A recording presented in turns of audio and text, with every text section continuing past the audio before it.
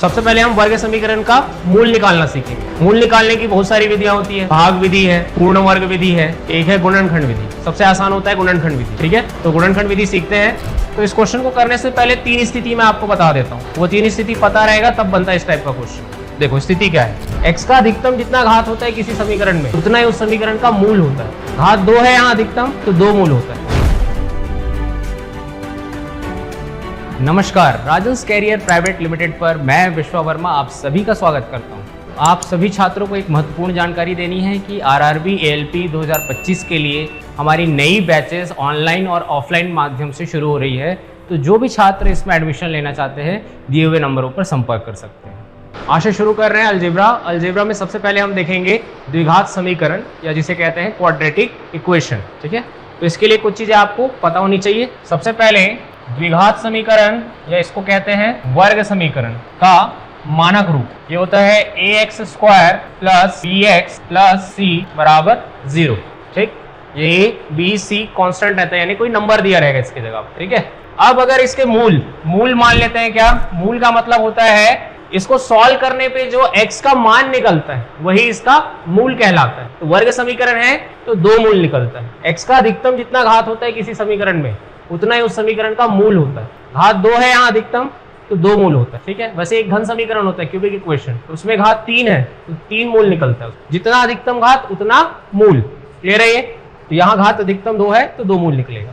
तो वर्ग समीकरण के 2 मूल होते हैं। ठीक, मान लेते हैं इसके मूल क्या है, अल्फा व बीटा मान लेते हैं। सॉल्व करने पे आएगा अल्फा और बीटा। ठीक, तो यहाँ से 2 फॉर्मूला बनता है, ध्यान रखना है। मूलों का योग अल्फा प्लस बीटा बराबर होता है -b बटे a, और दूसरा है मूलों का गुणनफल अल्फा इंटू बीटा बराबर c बटे a। ये ध्यान रखना है, काम आएगा हमारे। ठीक है, नोट करो इसको। सबसे पहले हम वर्ग समीकरण का मूल निकालना सीखेंगे। मूल निकालने की बहुत सारी विधियां होती है। भाग विधि है, पूर्ण वर्ग विधि है, एक है गुणनखंड विधि। सबसे आसान होता है गुणनखंड विधि। ठीक है, तो गुणनखंड विधि सीखते हैं। देखो दिया है प्रश्न, द्विघात समीकरण x square minus 13x plus 36 equal to 0 का मूल ज्ञात करें। तो मूल निकालना है। वर्ग समीकरण पर ध्यान दो। इसका मध्य पद क्या है, -13, और ये वाला पद है 36। तो और x स्क्वायर के साथ किसका गुणा है, 1 का। तो सबसे पहला काम 1 का गुणा इसके साथ, 1 का गुणा 36 के साथ करेंगे, कितना आएगा 36, और मध्य पद है कितना -13 चिन्ह के साथ ले। तो 13 को 2 ऐसी संख्या में तोड़ना है जिनको गुणा करने पर 36 आता हो। तो ये 2 संख्या होगी, और जोड़ने या घटाने पर क्या आना चाहिए, 13। तो 2 संख्या ऐसा बताओ, 9 और 4, 9 4 13, 9 चौक 36। ठीक, 9 और 4 लिख दिए। बट चिन्ह का भी ध्यान रखना पड़ेगा, क्योंकि हमको जोड़ने पे -13 चाहिए, तो दोनों को ही किस में रखेंगे, माइनस में, और गुणा करने पे प्लस में चाहिए, तो आएगा दोनों माइनस का गुणा होने से प्लस हो जाएगा, 9 चौक 36 आएगा।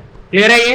अब x के लिए यहाँ मान लिखना है, तो यहाँ जो भी चिन्ह आया रहता है उसका उल्टा चिन्ह, माइनस रहेगा तो प्लस लगाना, और प्लस रहा तो माइनस। यहाँ क्या आ जाएगा 9, और ये हो जाएगा 4। अब इस चीज का ध्यान रखना कि एक्स स्क्वायर के साथ जिसका गुणा होता है उससे भाग करना रहता है। तो यहाँ तो 1 से भाग हो रहा है तो कोई फर्क नहीं पड़ेगा, वही रहेगा। तो इसके 2 मूल क्या निकल गए, 9 और 4। ऑप्शन बी इसका आंसर हो जाएगा। समझ आया? द्विघात समीकरण x square minus x minus 56 equal to 0 का मूल ज्ञात करें। सबसे पहला काम x स्क्वायर के साथ जिसका गुणा है उसका अंतिम पद के साथ गुणा करते हैं।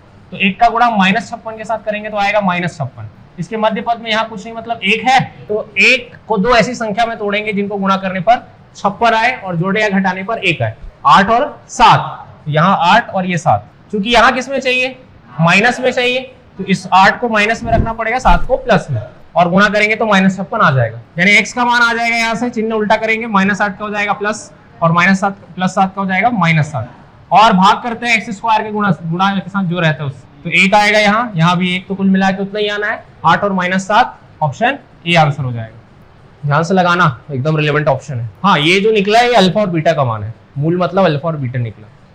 वह द्विघात समीकरण क्या होगा जिसके मूल -3 और 5। अभी जो काम कर रहे थे जस्ट उसका उल्टा। वर्ग समीकरण दिया है तो आपने अभी निकाला मूल, और अगर मूल दिया है तो वर्ग समीकरण निकालने के लिए इसके लिए फॉर्मूला होता है x square minus alpha plus beta into x plus alpha into beta. ये होता है वर्ग समीकरण जिसके मूल अल्फा व बीटा है। तो प्रश्न में हमको अल्फा और बीटा का मान दिया हुआ है। अल्फा का मान -3, बीटा का मान 5। इस समीकरण में रख देंगे। ये आएगा x square minus alpha plus beta -3 plus 5 क्या हो जाएगा +2 हो जाएगा, लेकिन सामने माइनस लगा इसलिए -2 आएगा। यहाँ आ गया x plus alpha into beta -3 गुणा 5 करने से क्या आएगा माइनस में आएगा 15। ये आ रहा है आपको वर्ग समीकरण x square -2x -15, option A आ रहा है।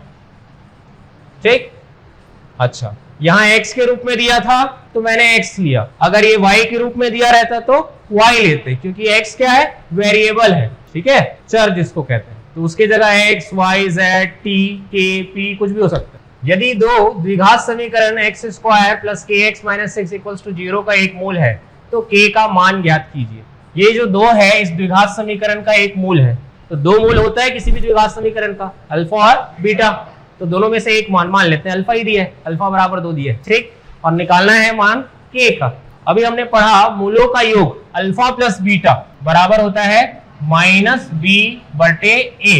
अल्फा की जगह 2 रखेंगे, बीटा पता नहीं है। यहां से मुझे मान बताओ abc का। एक्स स्क्वायर के साथ जो गुणा होता है उसका मान 1 होता है, x के साथ जो गुणा होता है वो b होता है, और जो नॉन एक्स टर्म होता है जिसमें x नहीं होता वो c होता है। अब चिन्ह के साथ लेना, इस बात का ध्यान रखना। तो यहाँ माइनस है और b का मान क्या है बताओ तो k, तो यह हो जाएगा क्या -k, और a का मान एक्स स्क्वायर के साथ 1 का गुणा है तो ये 1 आ जाएगा।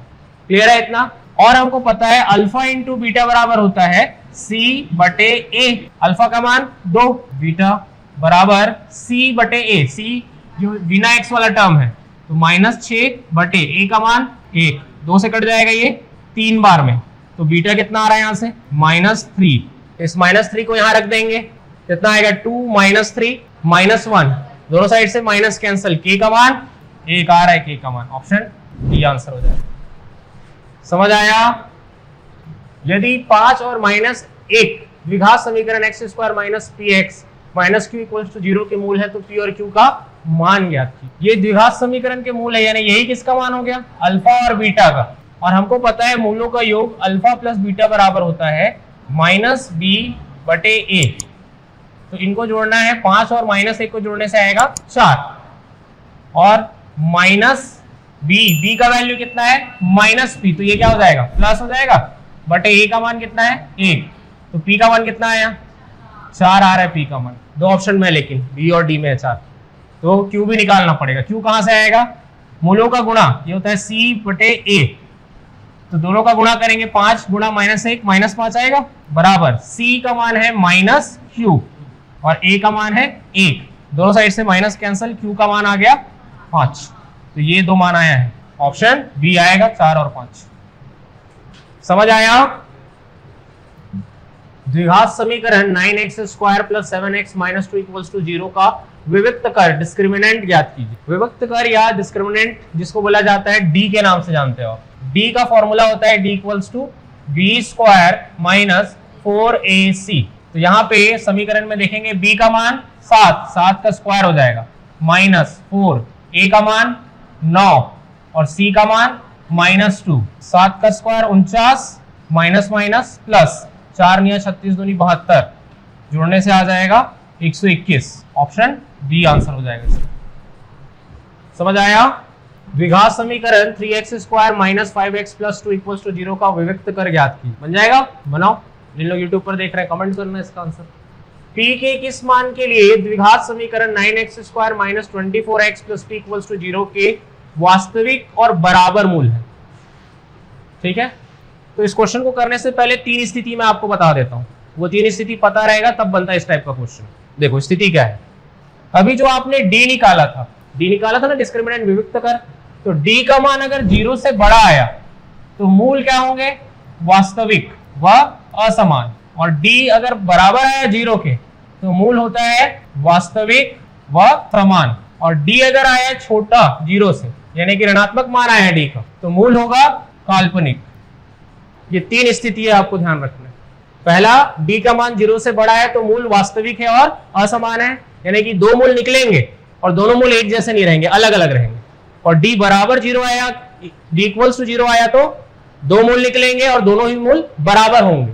और d अगर छोटा आया 0 से यानी कि d का मान माइनस में आया तो मूल क्या हो जाता है अवास्तविक या काल्पनिक जिसको कहते हैं। क्लियर है? क्वेश्चन दिया है p के किस मान के लिए द्विघात समीकरण 9x² minus 24x plus p equals to 0 के वास्तविक और बराबर मूल है। मूल क्या है पहले से बता दिया है, क्या वास्तविक है और क्या है बराबर, वास्तविक और बराबर। कौन सी स्थिति है ये, d बराबर 0 और d का फॉर्मूला क्या होता है b² माइनस 4ac बराबर 0 हो जाएगा। b का मान यहाँ पे माइनस 24 का स्क्वायर हो जाएगा माइनस 4, a का मान 9 और c का मान p है बराबर 0। माइनस का स्क्वायर प्लस हो जाएगा, 24 का स्क्वायर 576 और ये उस तरफ चला जाएगा, ये हो जाएगा 9 चौक 36 और p भी आ जाएगा साथ में, कटेगा 12 से, 12 चौक 48 बचेगा 9 और 12 अट्ठे 96, 12 तिया 36, 3 से कट जाएगा 16 बार में, p का मान आ रहा है 16। ठीक, p का मान आ रहा है 16, ऑप्शन बी आंसर हो जाएगा। नेक्स्ट क्वेश्चन, यदि अल्फा और बीटा द्विघात समीकरण x² minus 7x plus 12 equals to 0 के मूल हैं तो alpha square beta plus alpha beta square का मान ज्ञात कीजिए। ये दिया है वर्ग समीकरण और इसका मूल क्या है अल्फा व बीटा और इसका मान पूछा है।